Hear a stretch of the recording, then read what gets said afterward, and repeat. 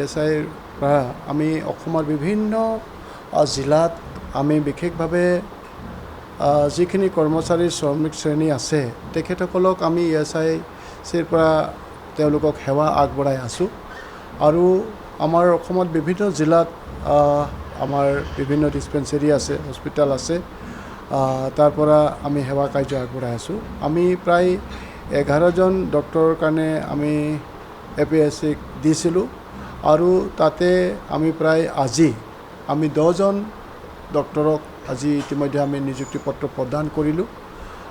11জনৰ ভিতৰত আমাৰ OBCৰ এটা ৰিজাৰ্ভেশ্যন আছিলে, তাত আমি ডক্টৰ নোপোৱাৰ কাৰণে এইটো দিব পৰা নগ'ল, যদিও পাছলৈ আমি এইটো কৰি ল'ব পাৰিম। তো গতিকে আজি আমি 10জনকৈ ডক্টৰক আমি আজি নিযুক্তি পত্ৰ প্ৰদান কৰিলোঁ। তেওঁলোকে বিভিন্ন জিলালৈ গৈ পেলাই তেওঁলোকৰ নিজৰ দায়িত্ব বহন কৰিব।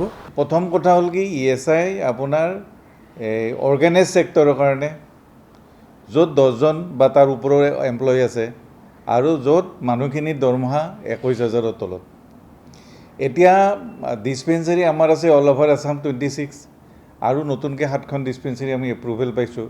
এতিয়া কথা হ'ল কি আপুনি যিটো মোক প্ৰশ্ন সুধিছে যে তাঁতবাতি কাঢ়িব লগা হয়, এতিয়া তাৰমানে গভৰ্ণমেণ্টৰ ৰেফাৰ পলিচি কিছুমান চেঞ্জ হৈছে। আগতে প্ৰথম ESI হস্পিটেল যাবই লাগিব, ডিছপেঞ্চেৰীৰ পৰা আপুনি ৰেফাৰ লৈ ESIC হস্পিটেলত যাব লাগিব। ESIC হস্পিটেল অসমত 2খন আছে, এখন গুৱাহাটীত, এখন তিনিচুকীয়াত।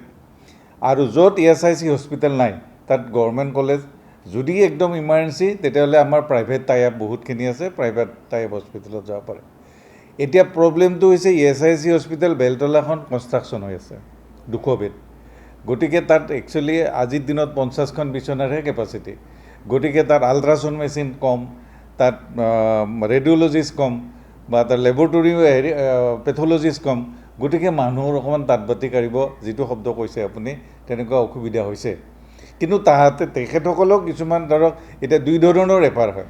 আমি কিছুমান বস্তু দেখিলোঁ যে তাতে ভিৰ বেছি হৈছে, ছেকেণ্ডেৰী কেছবিলাক আমি টাই আপ হস্পিটেলত দি দিওঁ ষ্ট্ৰেইটৱে। আৰু SSTবিলাক তেখেতসকলে দিয়ে বেলতলা হস্পিটেল হয়। ছাপ'জ SST মানে কাৰোবাৰ হাৰ্টৰ প্ৰব্লেম হৈছে, কাৰোবাৰ লাংছৰ প্ৰব্লেম বা কাৰোবাৰ কিডনী প্ৰব্লেম, সেইটো ডিছপেঞ্চেৰীৰ পৰা ৰেফাৰ কৰি আনি ESI হস্পিটেল বেলতলাত যাবই লাগিব।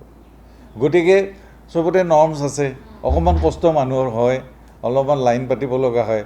আৰু হস্পিটেলখন 200 বেড হৈ যোৱাৰ পিছত হয়তো সেইটো প্ৰব্লেমৰ পৰা হাত সাৰিব মানুহে।